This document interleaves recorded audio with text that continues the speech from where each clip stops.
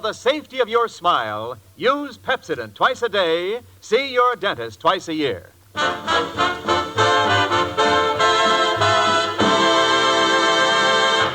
Lever Brothers Company presents the Pepsodent Show, My Friend Irma, created by Cy Howard and starring Marie Wilson as Irma with Joan Banks as Jane.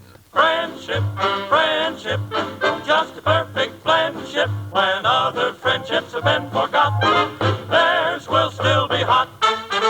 My friend Irma.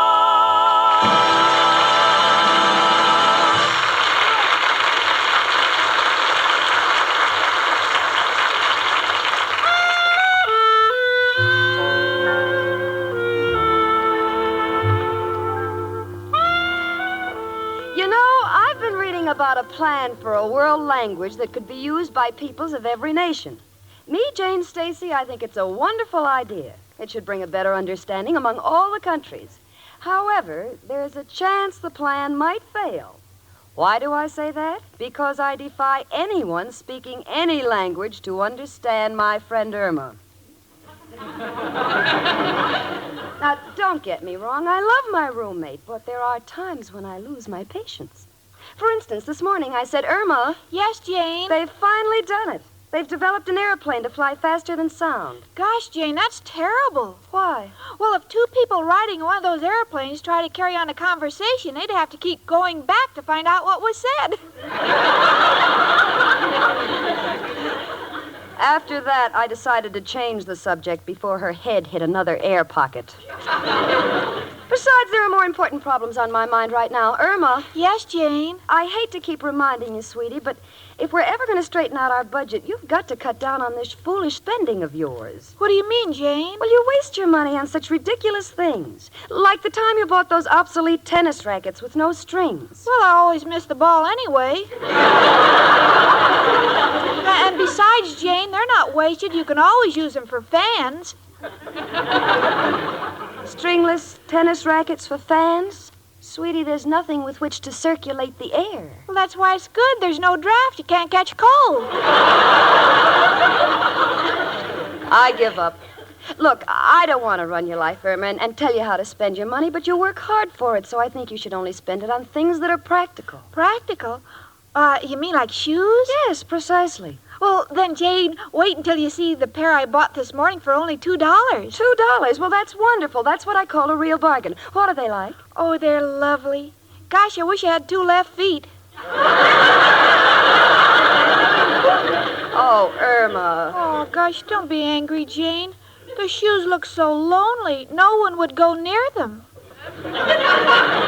Honey, I'm not angry. It's just that right now people should hang on to their money because we're in what's called an inflationary period. Do you understand, Irma, or shall I explain? Oh, Jane, do you take me for a dummy? Well, inflation is a situation where the value of an item remains the same, but the cost increases out of proportion. Is that clear? Yes, but what has that to do with inflation? Let me put it another way while I still have half my mind left.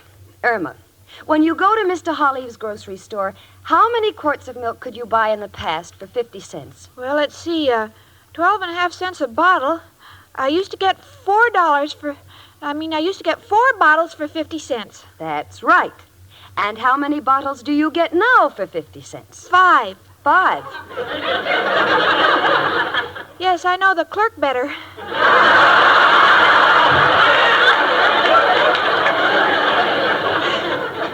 Oh, Irma, you're just not getting the point of this discussion. Look, I'll bring the whole thing closer to home. How much money do we have in our joint checking account? $200. That's right. But that $200 today is only worth $50. Only $50? Gee, I didn't know the banks charged that much interest just to hold it for us. No, honey, it's only worth $50 because money won't buy as much today. The dollar is shrinking. Is that fair to George Washington?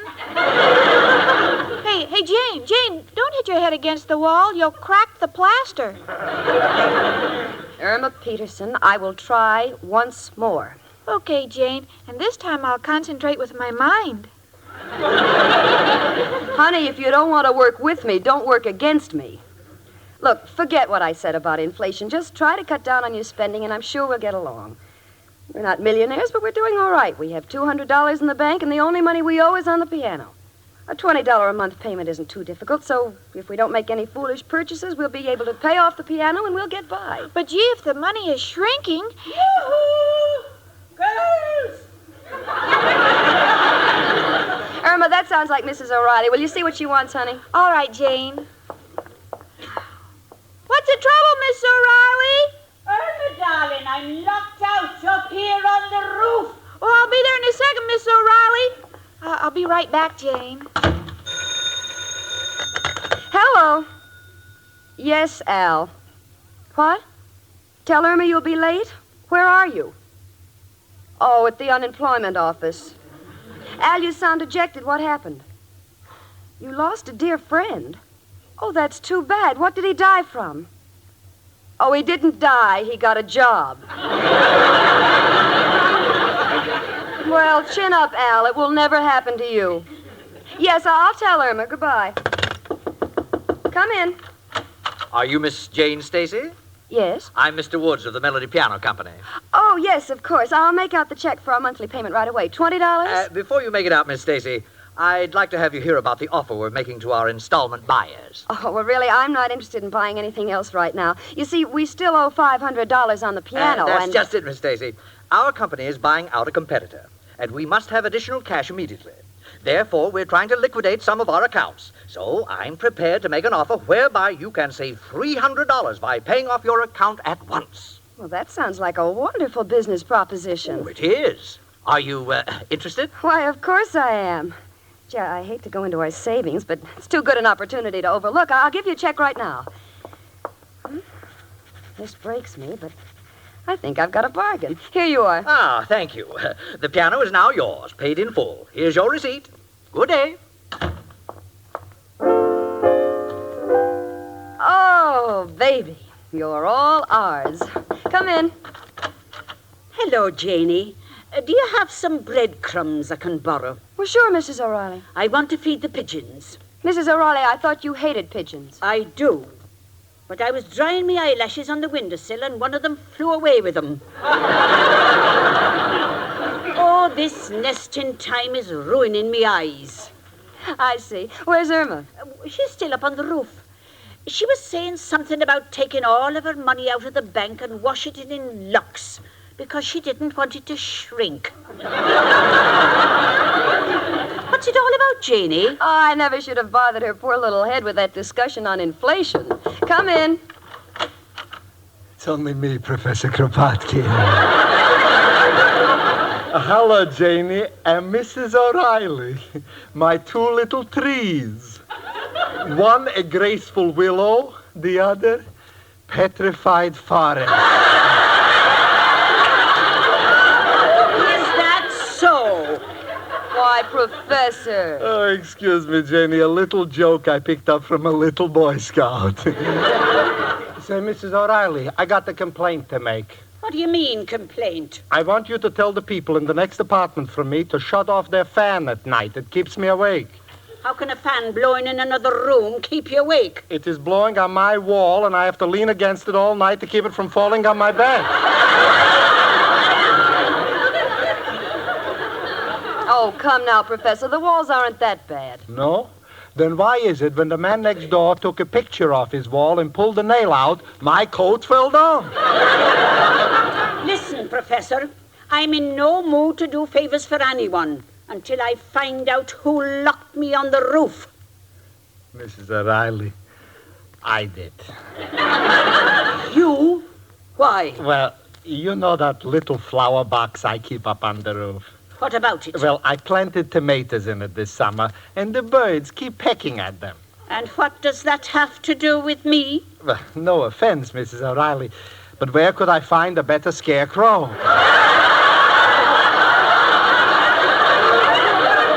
Scarecrow, I'll show you. No, please, Mrs. O'Reilly, you are supposed to be a lady, I think. Why, you off-key hyphits. Now, you. stop it, the two of you. I have some wonderful news I want to tell you. The Melody Piano Company just gave me a wonderful business proposition. I just paid off the piano. But, Janie, I thought you owed $500. Yeah, I did, but Mr. Woods from the piano company settled for $200. Pretty smart business head on little Janie, huh? Oh, I think that's wonderful, Janie. I always say people should own everything outright. Except if you live in a room like mine. Then all you should own is a straitjacket. Oh, hush up with you. Oh, hello, everyone.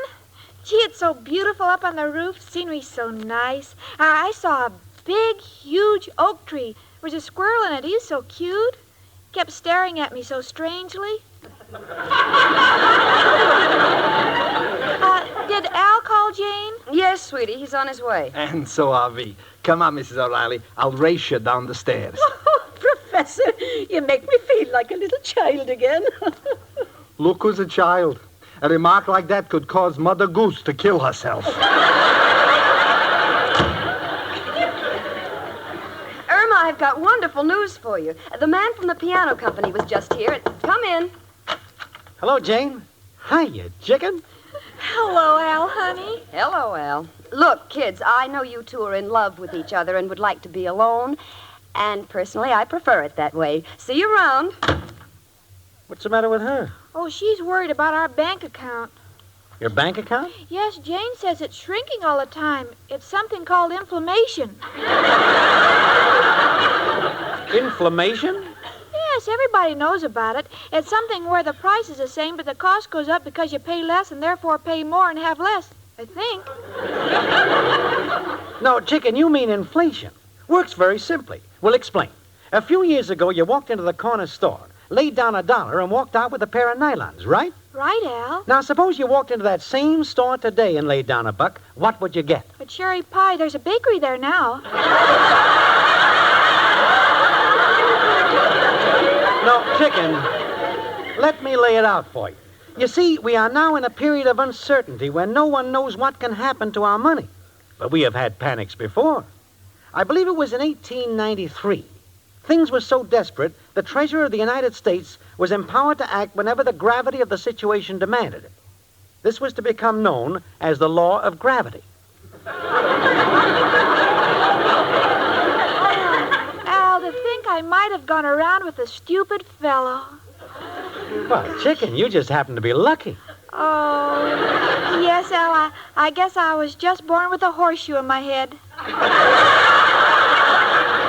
But, Al, going around with such an intelligent person has got me thinking. Now, wait a minute, chicken. You're lucky, but don't be desperate. No, Al, I've learned a great deal from you and Jane, and I'm going to do something about it. Goodbye, Al. Where are you going, chicken? Oh, Jane and I have $200 in the bank, and I'm not going to stand around and watch it shrink. I'll be Jane's lifesaver. Goodbye. Now, wait, chicken. Al, I've never thought clearer in my life. I know exactly where I'm going. Chicken, come out. You're in the closet.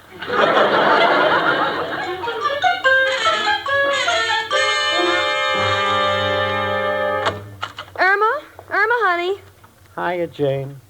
Oh, Al, it's you on the sofa. I thought it was the laundry bag. Where's Irma? She went out. Said she was going to be your lifesaver. Lifesaver? I don't understand that. Hello? Hello, Jane? Irma, where are you? Jane, I just left the bank, but you don't have to worry about our money shrinking. That's good, Irma. What did you do? I took it out. Oh, Irma. Irma! Oh, I knew you'd be thrilled, Jane. Goodbye. Jane, what's wrong? Your eyes are popping. I just gave the piano man a check for $200, and Irma just took the money out of the bank. Holy mackerel. So that's what she did. That's what she did. Well, Irma's only trying to be your lifesaver. Lifesaver? She's no lifesaver. Well, sure she is, Jane. How can you say that? Just because she's sweet? Well, partly. But most of the time it's because she sounds like she's got a hole in her head.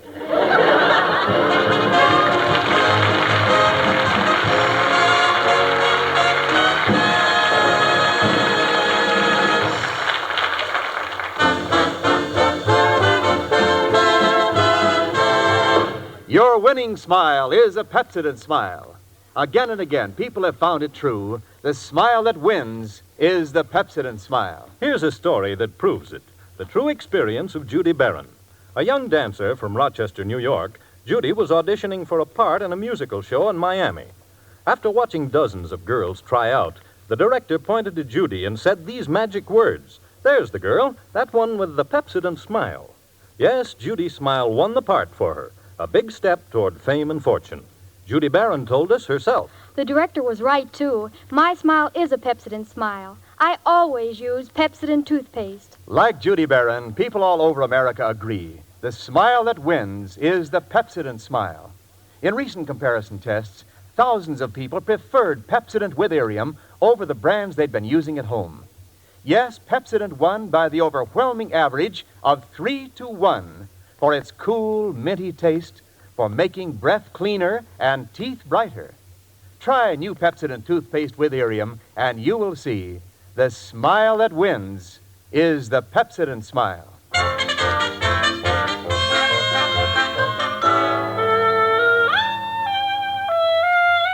Well, Irma has drawn all our money out of the bank just when I've given a man a check for the entire amount. Let's see, I'm 24 now. With a smart lawyer and time off for good behavior, I'll be 29 when I get out. Al. What, Jane? You know her as well as I do. You love her as much as I do. Just tell me, what makes Irma do these things? I don't know, Jane. They say a woman has a right to change her mind. And I think Irma should change hers for anything she can get. Now, please understand me. I'm nuts about the girl. It's just that I'm plenty worried about what our kids will be like. You know, what they call prenatal influence.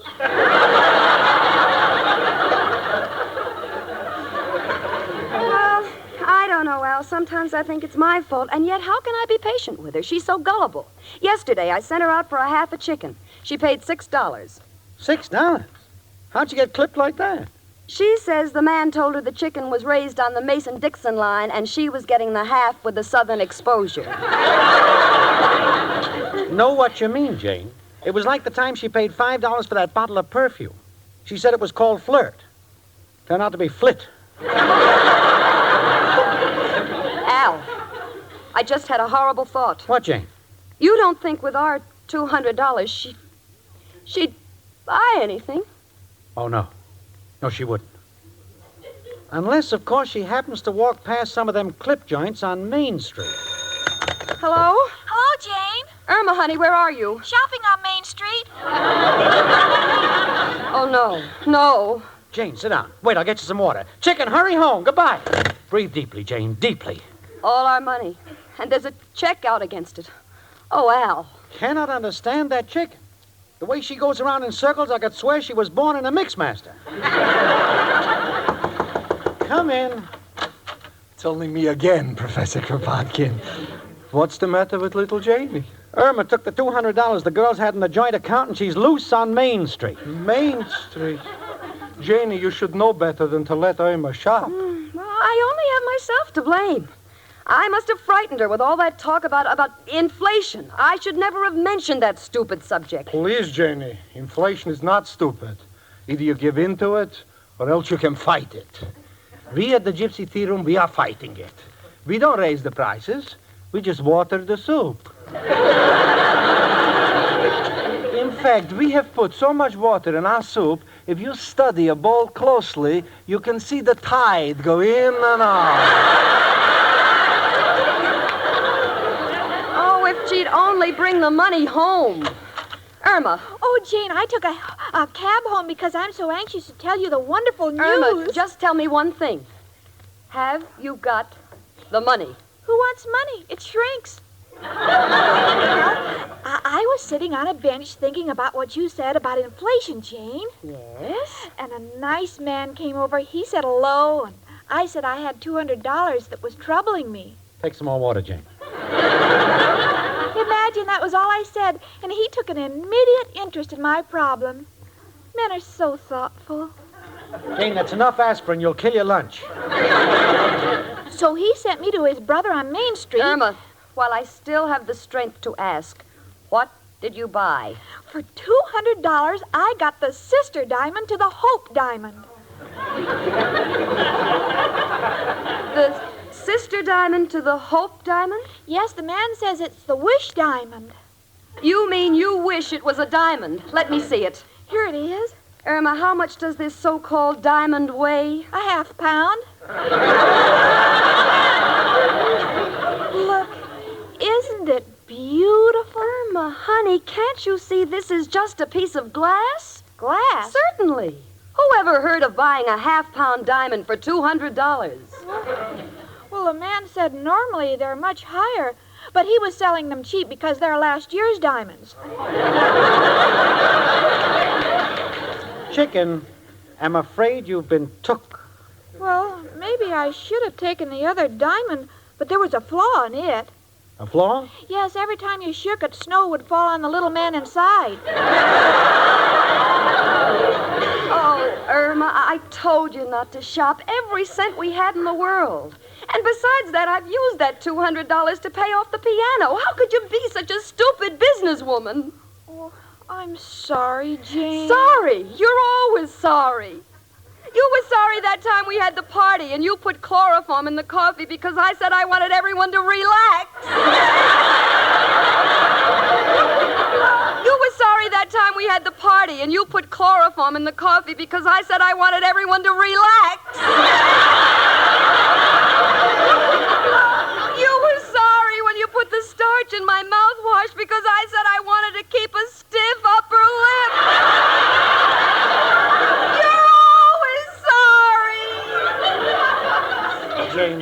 Janie, I can't stand my two little sweethearts to argue. Irma thought she was doing the right thing. So, if you want, I'll take her back to Main Street and try to get her money back. No, Professor, chicken is my problem, too. Now, wait a minute, all of you. You may all think I'm mean, but I love Irma as much as all of you. I think Irma does these things because we pamper her too much. We don't give her any sense of responsibility. Well, here's a chance for her to stand on her own 2 feet. Irma, I want you to take this fillet of plate glass back to the store and get the $200 so I can make good the check I gave Mr. Woods of the piano company. And I mean it. But Jane... Don't but Jane me. Fortunately, I am a good businesswoman. I paid off the piano for $200. Now you go get that money back or I'll go to jail. Oh, all right, Jane. Gee, I wouldn't do anything to hurt you. But the man in the store is going to be very angry. He said cultured diamonds are very hard to get and they seldom grow this big. That's why he gave me a short guarantee. Short? How short? What time is it, Jane? 2 o'clock? Oh, I think the guarantee is expired. I better hurry. Well, Janie, I think you showed good judgment in letting Irma take it back herself. It may make her a little more cagey. And speaking of cages, I think I'll go back to my room. Oh, gee, Al, after I made such a good business deal by paying off the piano for only $200, I'm so embarrassed. I think I'd better call Mr. Woods and ask him to hold that check until I'm sure. Come in. Miss Stacy? Yes, I'm Miss Stacy. Well, I'm Mr. Darrow from the Melody Piano Company. I'm here to collect the monthly payment. What? Yes, according to my records here, it's $20. Oh, well, there must be some mistake. I've already paid $200 in full to your other collector, Mr. Woods. Oh, so Woods has been here, too. Oh, Miss Stacy, I'm very sorry, but that man's an imposter. He has no connection at all with our company. He's worked this same racket on some of our other customers. Al, did you hear that? This is wonderful. I don't understand. You wouldn't. Here's your $20. Good day. Oh, Al, isn't it wonderful? How do you like that chicken? If she hadn't taken the money out of the bank, that crook would have cashed the check and you'd be out 200 clams. What a gal. What an intuition. Well, I don't know what it is, Al, but she certainly pulled the bacon out of the fire. Oh, gee, Al. What, Jane? You know, maybe we're not giving Irma enough credit. In all her confusion, she might be smarter than all of us. On the surface, no. But you know, Jane, genius is often buried deep. In Chicken's case, there was a cave-in. But finally, it's come to the surface. And I think we got a gusher in that kid.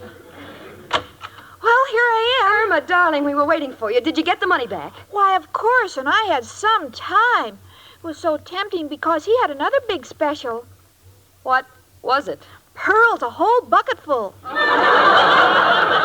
Irma, you didn't buy them. No, I think it was a second-hand bucket. Irma, we're all out of aspirin. Just tell me, did he give you the money? Yes, and because I knew what you would do, Jane, I went right to the bank. Oh, no. But I didn't put the money in. Oh, good. Because while I was standing in line, the man in front of me was holding your check. His name was Mr. Woods. Oh, no. So I figured there was no point in putting the check in. Oh, good.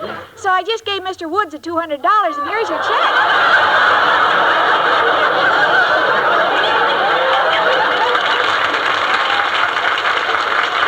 Oh, Irma. Oh, murder.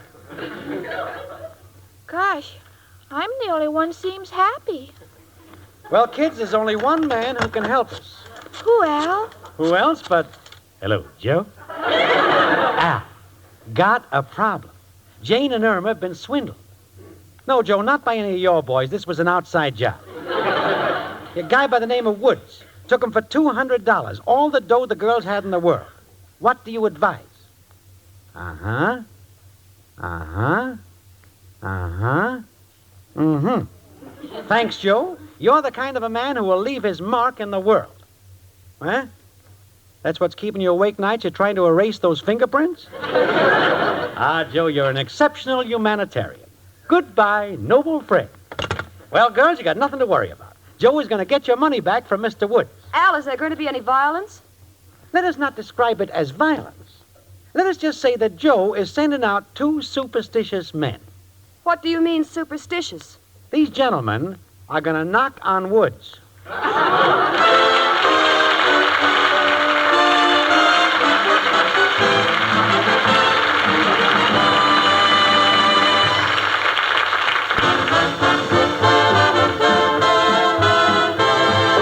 Your winning smile is a Pepsodent smile. Again and again, people have found the smile that wins is the Pepsodent smile. That's borne out by the vote of thousands who tried new Pepsodent toothpaste with Irium in a recent nationwide test. These people were given plain, unlabeled tubes of Pepsodent and were asked to compare it with the brands they were using at home. When their votes came in, Pepsodent won by the overwhelming average of 3-1. These people say new Pepsodent tastes better, makes their breath cleaner and their teeth brighter than any other toothpaste they tried. Remember, that's not just our opinion. That's what people say. They say it 3-1. They've seen Pepsodent with Irium remove the film that makes teeth look dull, uncover new brightness in their smiles. Try it, and you will see the smile that wins is the Pepsodent smile.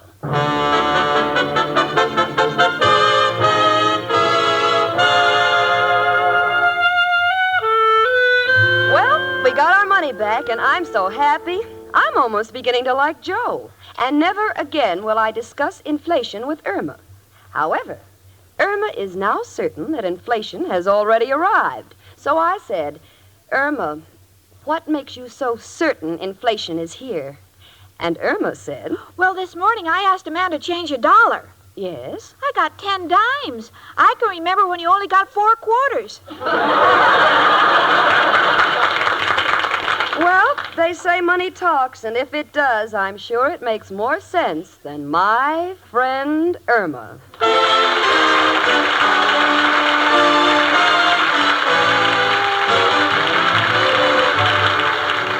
My Friend Irma is produced and directed by Cy Howard. Park Levy writes the script with Stanley Adams and Roland McLean. And it's brought to you by Pepsodent Toothpaste with Irium, another fine product of Lever Brothers Company. Marie Wilson is starred as Irma with Joan Banks as Jane. The part of Al was played by John Brown.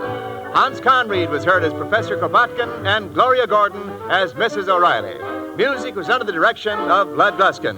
This is Wendell Niles reminding you to tune in 1 hour earlier next week and listen to the Lux Radio Theater, followed by the Pepsodent show, My Friend Irma. This is CBS, the Columbia Broadcasting System.